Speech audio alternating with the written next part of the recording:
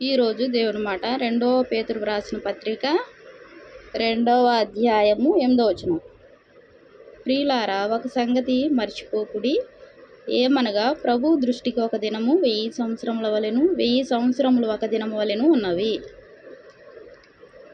దేవుని దృష్టికి ఎలా ఉందంట? 1000 సంవత్సరములు ఒక దినము వలె ఉన్నవంట. ఒక్క దినము 1000 సంవత్సరముల వలెను, 1000 సంవత్సరములు ఒక దినం వలెను ఉన్నవి. మరి దేవుని సన్నిధిలో గడపడం, దేవుని ప్రార్థించుకోవడం, దేవుని వాక్యం చదవడం, ఈ యొక్క విలువైన సమయాన్ని మనం పోగొట్టుకోకుండా దేవునితో మనం సహవాసం చేస్తే ఒక్క నిమిషము 1000 నిమిషాలతో సమానం. దేవుడు చెప్తున్నాడు కదా, ఒక దినము 1000 సంవత్సరముల వలెను, 1000 సంవత్సరములు ఒక దినం వలెను ఉన్నవి అంట. మరి దేవుని సన్నిధిలో గడిపే ప్రతిరోజు ఆయన సమయాన్ని ఆయనకు కేటాయించాలి.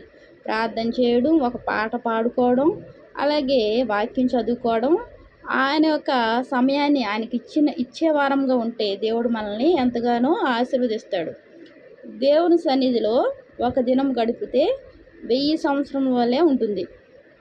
మరి ఆ ఒక దినము మనం పోగొట్టుకోకుండా వీలైనంత మట్టుకు మనం దేవుని సన్నిధిలో కనబడే వారంగా ఉండాలి. దేవుని సన్నిధిలో మనం కనబడితే ఆయన చూపు మనపై ఉంటుంది. మనకు అన్నీ ఆయన మేలులు చేస్తూ ఉంటాడు.